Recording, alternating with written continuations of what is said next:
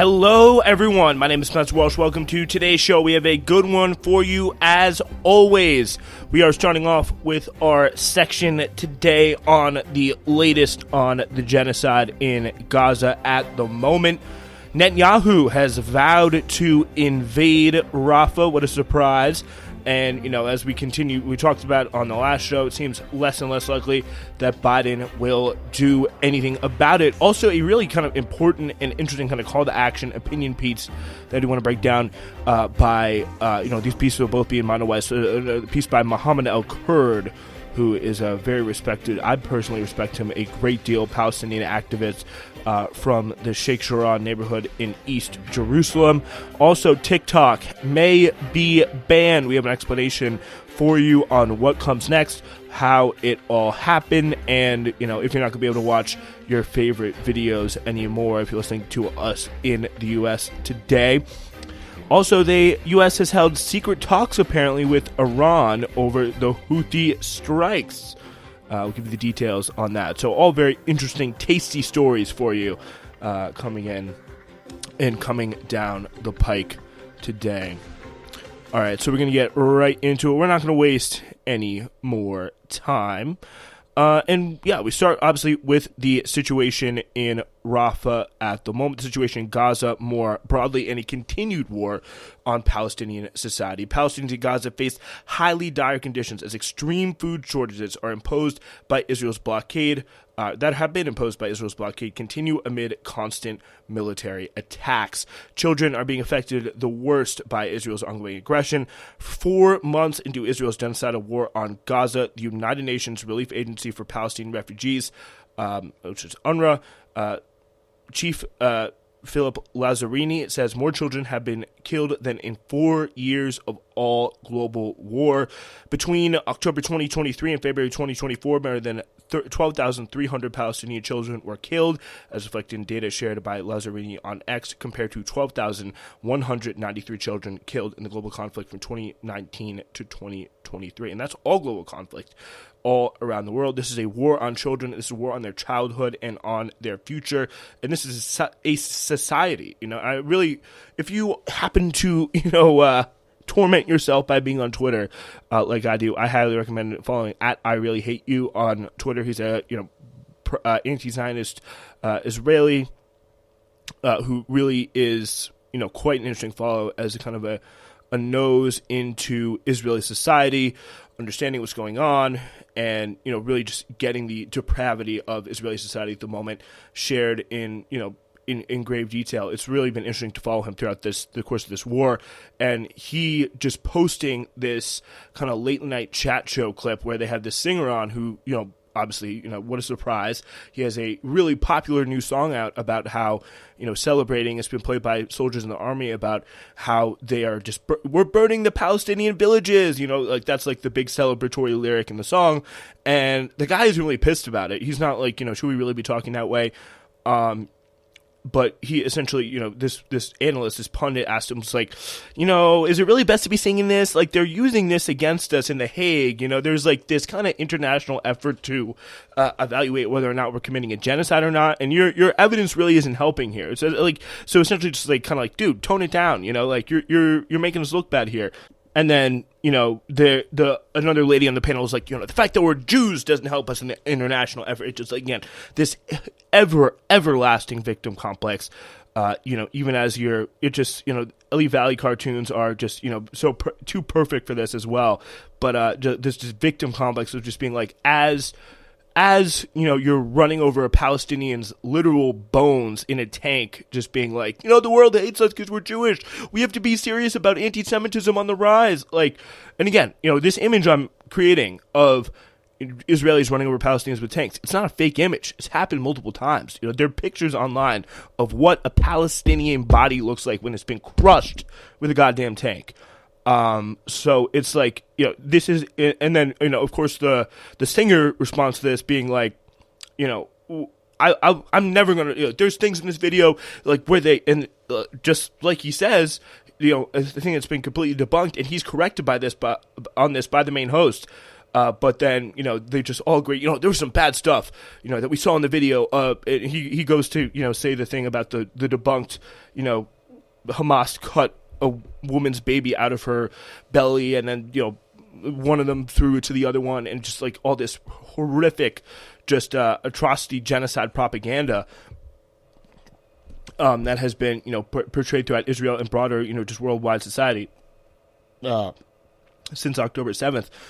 So, it sees, I think the takeaway is just like how much that has permeated Israeli society, some of the worst, BS atrocity propaganda, but also to a certain extent, how much they're happy, how much they want to believe they are doing what they, do best, which is a war, which is violence, which is just, extermination and expansion built off of extermination, and they're really very happy about this right now. Everything is hand waved away. Every concern. It's just very, very interesting. I highly recommend go looking that up, as we just see continued targets here on Palestinian society. Estimated 400 people have died in attacks as they sought aid, by the way, since the war on Gaza began, and none of it's being talked about. It is absolutely unfathomable, the fact that 400 people have been killed since February 29th waiting for aid, just opening fire on the people that they are starving. This is just, again, looking at, I think the zone of interest, again, shout out to Jonathan Glazer, feels more and more appropriate than ever for the times that we are living in today, because 400 people just since have died in attacks since they sought out aid, since the war in Gaza began, just picking people off left and right. It is, unimaginable. It is unimaginable. Hungry and dehydrated, Palestinians in Gaza have no other choice but to wait for humanitarian relief. Palestinian health officials say at least 9 Palestinians were killed and dozens were wounded by Israeli gunfire as crowds awaited aid trucks on Kuwait Square in northern Gaza City. Israeli forces repeatedly bombed the UNRWA warehouse dedicated to distributing aid in Rafah. It's like, I feel like a terror state doesn't cut it anymore. To call Israel a terror state doesn't cut it. This is a state that loves death, loves killing, loves spreading suffering on the Palestinian people, and they just get a kick out of it. It is all they can do. It is what they do at their core. It is deeply, deeply, deeply sick. It is just completely amoral. It's just like, you got to find some good in some people. And, of course, they all think that, just the same way the Nazis did back then, that they thought that they're doing it for, whatever reason. Or if it's someone like, Eichmann, if you look at the banality, evil Hannah Arendt, just he thought he was just trying to be, a good state bureaucrat. There's this, you thought, you're under attack because you're Jew. But this is a society that is incapable of any redeeming quality, of any respect for human life, as long as the people aren't Jewish. It is just it is deeply, deeply sickening. It is just I feel like even some of the worst society, other, people, other bad actors on the globe, we rarely see any evidence of, for example, I don't know, the North, Russian society lining up in the streets, cheering on their late night talk shows, dead Ukrainian people. It's a really brutal, it's a horrific expansionist war. It's a legal war. It's killed many, many civilians. But the fact that, again, there's the only other analog to it I can really think of is just the United States, when we were so, thrilled and happy about all the stuff that and the devastation that we were causing in Iraq. But still, I don't think even we took as much pleasure in the death and destruction of people as the Israelis have. Especially, we're burning their villages. Good. That is the Israeli mindset. And I just do not see how a society can do that on the world stage and be allowed to continue just nothing ever happened. It's unbelievable. This is a man-made crisis, Joseph Borrell, the EU Foreign Policy Chief, told the UN Security Council on Tuesday. When we look for alternative ways of providing support by sea or air, we have to remind ourselves that we do it because the natural way of providing support to roads is being closed, artificially closed, and starvation is being used as a war arm. And the reason why they do this, the very idea to do this in the first place came from Benjamin Netanyahu. He was the one who said, do it by aid, do it by sea. like, or I do have a shitty impersonation of it, but it's just like just a straight up American accent because he's from freaking Philadelphia. But like he is somebody who is absolutely pulling. We talked about this a little bit last time. It's like they're both, Biden's looking like he's trying to, stand up to Netanyahu, but really kind of coming off manipulated. And Netanyahu's trying to do the same thing, but really, it's all a political game. It's all for charades. It's all the way the media could be covered. These, U.S. and Israel are standing arm in arm in the destruction of the Palestinian people. There is no denying that. There's no real effort. Like the supposed, humanitarian solution Biden has of standing up to Israel literally came from Israel, was suggested by Benjamin Netanyahu. It's absolutely incredible. UNRWA, by the way, has lost several key donors following. And by the way, I bet I would be I hope I'm wrong. I really do hope I'm coming here, like, making myself, making a fool out of myself by saying this. I really do not think the UNRWA, which is the U.S. aid to UNRWA, is going to ever come back. And by the way, it's U.S. donated one of the smallest amounts. It's like 0.1% of 0.1% of their overall budget, but it just shows you that it's not even like a big financial hurt. It's something they were able to do like that, easy. It's because Israel probably coordinated with them, and it was part of just the broader strategy of carrying this war out. And the constant conversations. Of course they say, "Oh, we're trying to mediate." But again, as I said last time, you got to put it into the framework of the U.S. trying to get information to Israel so that they can tell everyone else to calm down. We told Israel to do this. Just PR. It's absolute, complete, and utter PR. Meanwhile, several international voices, including Israeli allies, have voiced concerns about Israel's plan to invade Rafah, Gaza's southernmost city, where 1.5 million Palestinians are still seeking shelter. Still, the government has promised to follow through with the operation. We don't finish the job in Rafah while enabling the civilian population to get out of harm's way and into Egypt. So he said, while in a video address to the pro-Israel AIPAC conference in Washington, D.C. To our friends in the international community, I can say this. You cannot say you support Israel's right to exist and to defend itself and oppose Israel when it exercises that right, Netanyahu told the Israel lobby group. Well, don't worry, Mr. Netanyahu. If this is what Israel existing looks like, and this is what Israel defending itself looks like, killing civilians, killing people waiting for aid, killing children, torturing UN staff, torturing hospital workers, just torturing Palestinians, period. I'd be better off without it. I'd take it. You're good. You could have that. It's like, I would not take it. I would leave it. It's like, it is really, it is really amazing that, that's the crowd he thinks he's talking to there. Yeah, and it's just all this kind of just charade, this drama, and it's for the benefit of, concerned Democrats or, concerned Likudniks in Israel who are worried alternatively that, Israel's gone a little bit too far and they want Benjamin Netanyahu to be reined in by Joe Biden just a little bit, and then the Likudniks just braying for Palestinian blood are worried about that, Joe Biden influence coming in and trying to stop them. That is the two sides of the coin that we're dealing with, and, both sides have the destruction of the Palestinian state in mind as an end goal. But they, just know that they have to play this game, this charade, for it to turn out well. Jake Sullivan, White House National Security Advisor, told U.S. President Joe Biden, told reporters Joe Biden would not support an Israeli invasion of Gaza. But again, it will not be a red line, as we talked about on the last show. It's just I think it's always important to stay up on this stuff, but I'm not going to deny it is incredibly depressing to read again. Netanyahu also called on his defense, national security, and finance ministers to open up space in Israeli prisons in preparation of more arrests of thousands of Palestinians this year. Mutafar Tokan, coordinator of the Committee to Support Palestinian Prisoners, told Al Jazeera that Netanyahu's orders to prepare jails for an influx of thousands of inmates is part of an Israeli plan to take in more detainees from Rafah, but also the occupied West Bank. Not only does it affect the morale of the detainees, it causes overcrowding and spread of diseases. It also shows that there are premeditated intentions to invade Rafah, which houses more than 1.5 million people. I wonder who runs that committee, because he does not sound like a very friend of the Palestinians, but I'm sure it's just absolutely hell to be inside Israeli prisons. Honestly, I would much rather, if I was someone I would much rather be an Israeli hostage of Hamas than a Palestinian prisoner of Israel. I will tell you that right now, because I'm sure it's no treat to be in Hamas, but it's just as bad.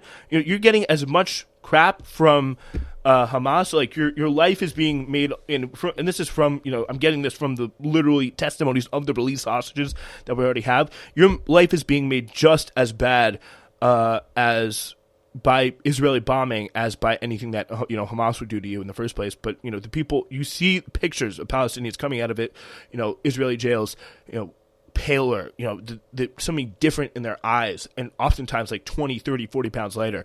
It is a really dark place to be, where torture, according to all accounts, is used absolutely regularly. It's military prisons, military courts, all that stuff. So it's really just unimaginable.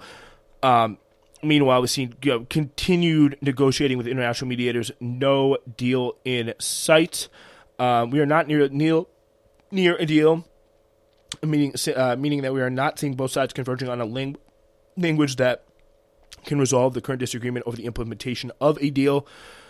So it was a little bit of a mouthful there from Qatari Foreign Minister Majed Al-Ansari, as reported by Al Jazeera. Al-Ansari added during his weekly media briefing that Qatar's goal as a trusted mediator in this instant doesn't include that language, applying pressure on Hamas, which I don't agree with. I think we are positively and constructively engaging with both sides, and we're hopeful that we will find a resolution. So, again, just a very depressing situation, just, generally.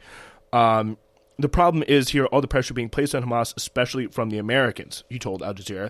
But the Israelis are saying, release the hostages and we'll come back and bomb you, which is like a very good point. It's a very good point. This is the Hassan Barari from Qatar University talking to Al Jazeera. What the Israelis are saying, again, release the hostages, we'll come back and bomb you. And, so it's like, why in the hell would they ever agree to that? It's just basic common sense, and shows that the Israelis and, of course, the Americans, by extension, because they're working in tandem on this, are completely not serious about peace, completely not serious about a deal or anything like that. So U.S. Central Intelligence Agency Director William Burns has said there still is a possibility of a Gaza ceasefire deal, although many complicated issues remain. The only one who could really slay the Israeli government is the Biden administration, and it is not doing this, said Barari. I think there is still possibility of such a deal. He said it's a very tough process. The only thing I can guarantee you is the alternatives are worse, he told the U.S. House of Representatives hearing. Netanyahu is still sawing on a captive prisoner exchange agreement as a pretext to continue the war, Barari said. It's not his number one priority, otherwise he would have agreed on a deal. He is trying to tell everyone the military pressure is the only way, but his objective is not really to release the hostages because the continuation of the war serves his political agenda. Meanwhile, in the West Bank, we continue to see deaths, with 5 killed in 24 hours in just unrestrained settler and soldier violence. All right, I want to do a quick shift of gears here to this piece from Mohammed El-Kurd. They apprehended him at the airport, and that, my friend told me, was the silver lining. He knew they were coming for him, but he was terrified they would break in and snatch him from his bedroom, which is more traumatizing than being arrested during the routine, albeit humiliating, questioning one has come to expect upon landing in Tel Aviv. Omar will be behind bars in administrative detention for at least 4 months. This is Mohammed El-Kurd's friend here. Technically, I should write for the next 4 months at least, because the incarceration order is indefinitely renewable, but I cannot bear thinking of that heartbreaking possibility, let alone what they might have done to him or are doing. There's nothing we can do, other friends said when I suggested we campaign for his release. When one becomes an administrative detainee kept hostage without charge or trial, no amount of public pressure can influence the military commander to rescind his decision. And again, you talk about, Hamas committed war crimes on October 7th that broke his cease. These are murders that are happening in the West Bank. 2023 was already the deadliest year for death of kids on the West Bank in, recorded history. And every single detainee, every single administrative detainee, every single tortured detainee, every single detainee brought up on bullshit charges is a war crime, is a violation, is a deep crime against humanity and the fabric of society.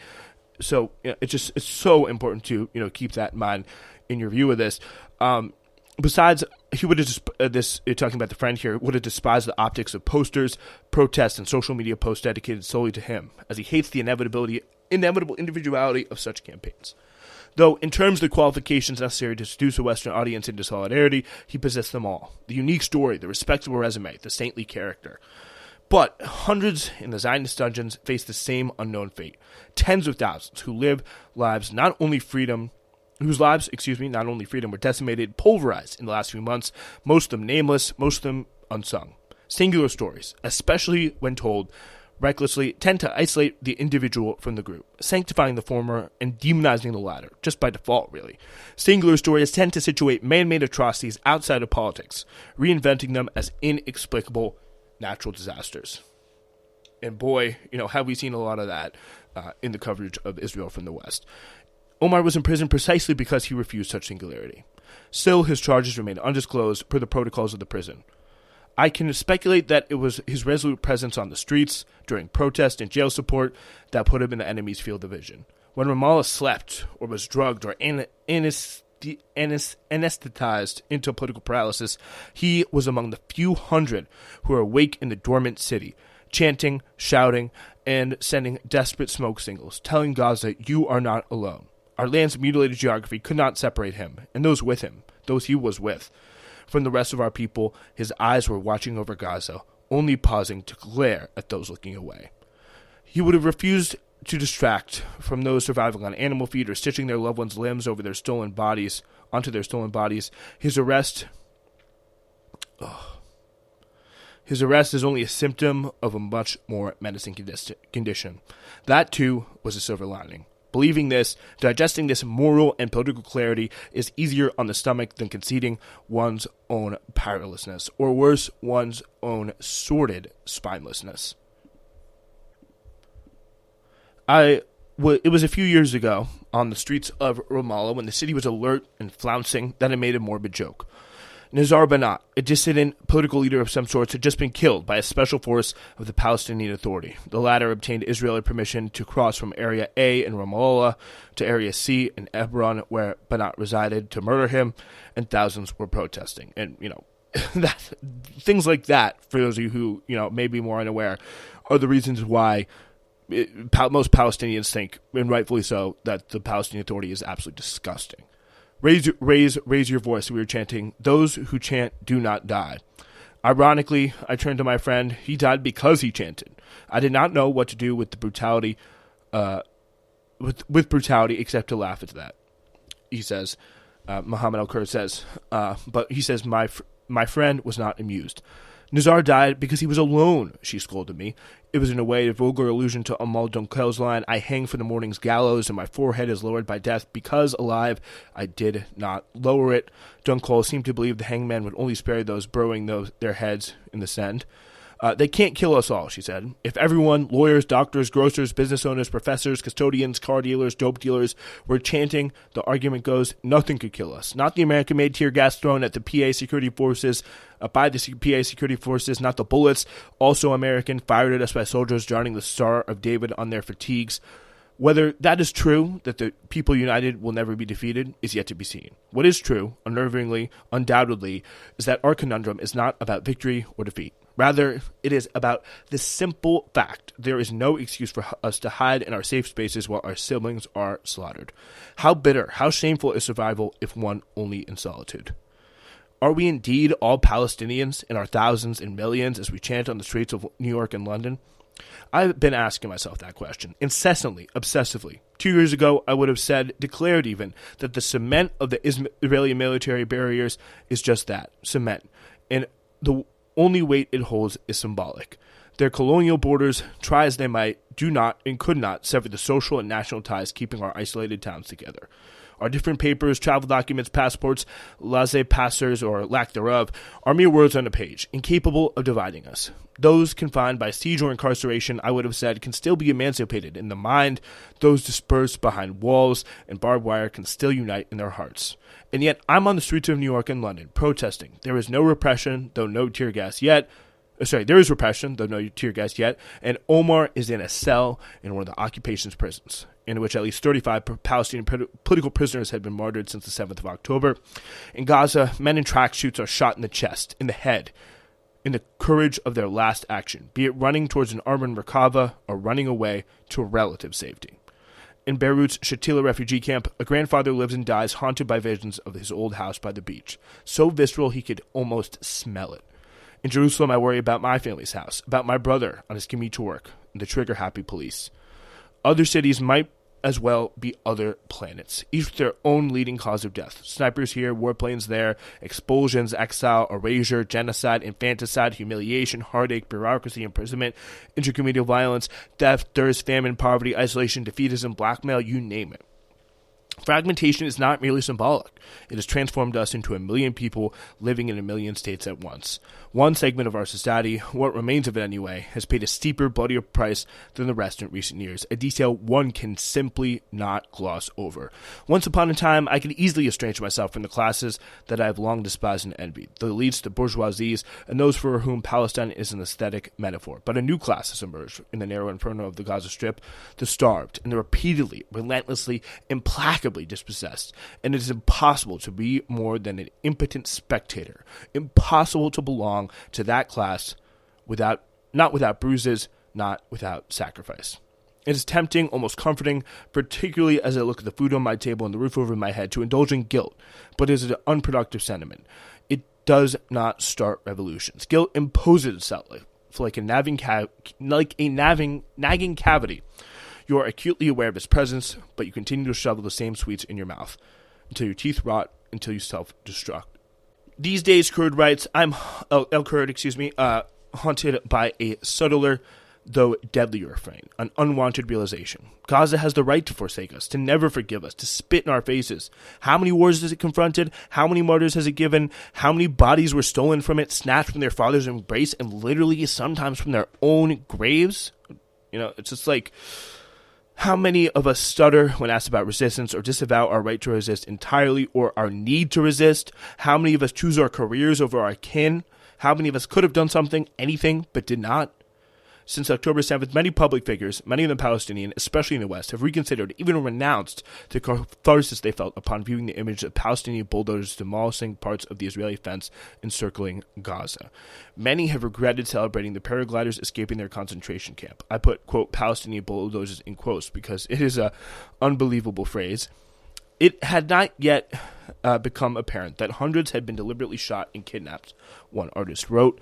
It is hard to believe that anyone thought the spectacular imagery of October 7th, capturing military tanks and dancing atop them, had happened without bloodshed. You begin to wonder whether those latent apologies were calculated business moves. The Western world, with its prominent cultural and academic institutions, rejected Gaza's upheaval against the siege, and it demanded that our intelligentsia act accordingly. We are commanded to uphold the status quo, a status quo many of us have built our careers critiquing discursively in order to maintain our positions, our careers, our reputations as the good ones. Submission to colonial logic that vilifies the violence of the oppressed and turns a blind eye to the oppressor's violence became the price of admission. Some paid it without hesitation, others struggled as they did it. Or this phenomenon is a lot more innocent than the cunning careerism. Perhaps we're simply afraid. Fear is all around us. It has infested newsrooms and campuses, invaded our apartments and places of worship. It has turned thunderous declaration into anonymous whisper. Those of us who stand with the children of darkness will be blackmailed and blacklisted. Either you're with us or with the terrorists, bosses and world leaders say to those who listen, planting fear in their hearts. Do those anxieties constitute a real psychological condition, or are they the aftermath of successful fear-mongering policy meant to stifle the masses? What is that fear, anyway, compared to the fear of dying of starvation, being flattened under a military tank, or being suffocated under the rubble, of being the lone survivor of your family, or your heart breaking for the millionth time? What is that fear if not theater? I, too, am afraid. When I hear the news about Omar, many told me I should not go back home, or else I would also be in handcuffs. But even from my glass house, I can say with certainty, there is no room for fear or silence. Not when we have seen our stray cats eat our people. Not when we have seen Zionism scorch their flesh, our people's flesh, time and again, with inexorable, arrogant impunity. It is almost as if the world is telling us a morbid joke. We will kill you if you resist, and kill you if you hide, and if you refuse, and if you concede, we will devour your land and gulp your oceans and kill you with hunger and thirst. The massacres will be televised, broadcast in broad daylight. Our judges will legalize them. Our politicians, inept or complicit, will fund them with faint sympathy, if any. Our academics will stand idle. That is, until the dust settles, then they will write books about what should have been. Their rotten institutions will commemorate us after our death.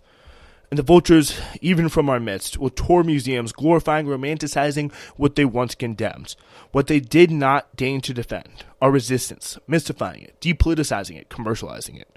The vultures will make sculptures out of our flesh, a morbid joke, but I'm not amused. So here we are, at the final hour if there ever was one. The task is difficult or difficult to define. I'm not preaching from a pulpit, but speaking while suffocating under the weight of my own helplessness, trying desperately to understand what I should do. I hear the phrase, we must honor our martyrs, but what does it look like to truly honor them? Witnessing, whatever that may mean, is not enough, at least not on its own, nor is it enough to honor them with discursive lullabies and empty pseudo-radical slogans. The rallying cry that we are all Palestinians must abandon the metaphor and manifest materially, meaning all of us, Palestinians or otherwise, must embody the Palestinian condition, the condition of resistance and refusal in the lives we lead and the company we keep. Meaning we reject our complicity in this bloodshed and our inertia when confronted with all of that blood. Because Gaza cannot stand alone in sacrifice. But the task is difficult. Can we defeat Zionism and end its monstrous reign? Is it even more difficult to define? Fragmentation means that different things are asked of us in different locales. We face disparate challenges and circumstances. Can we reverse the effects of fragmentation? Collective struggle seems impossible in a hyper-capitalist, hyper-surveilled world. Unscrupulous logic tells us that political discipline is an ineffective weapon. And personal sacrifices, quitting a job, self-immolating, the thousands of things in between, might feel futile, but because they crush the doer while barely leaving a dent in the status quo. But then again, this is not about their status quo, but ours. It is about our relationship with ourselves and our communities. The few moments of reflection before drifting to sleep, the brief encounter with the mirror in the morning, when we ask ourselves, what are the pretenses that absolve us from participating in history?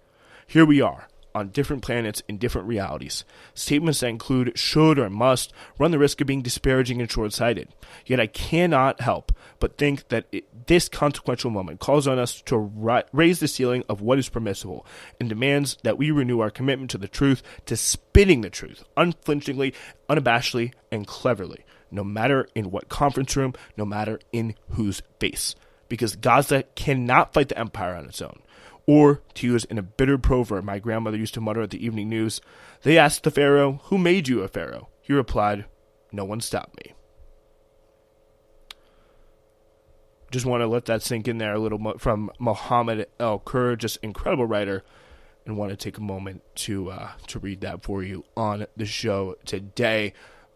If there is any hope, for Palestine, if there's any hope for, someone on the outside, inspiring people, making them realize the moment that they're in, I feel like, this guy, Mohammed El-Kur, is going to come for him, is going to lead a big part of it. All right, we will wrap it up here real quick with two more stories.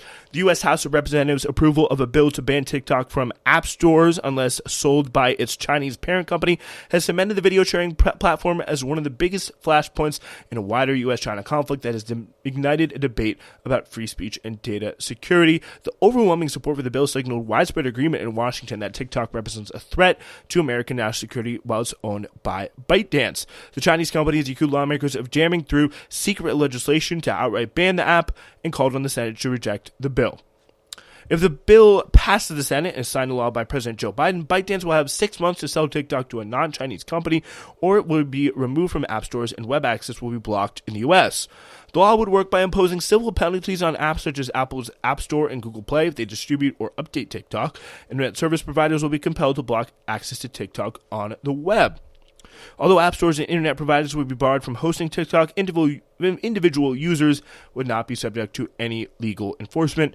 A nationwide ban of an app or website is largely uncharted territory for the U.S., although there have been some present at both state and federal levels in recent years.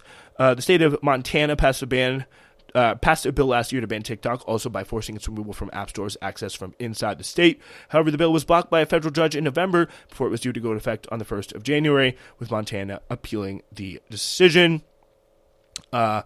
there have also been, a thing on government-owned devices, banning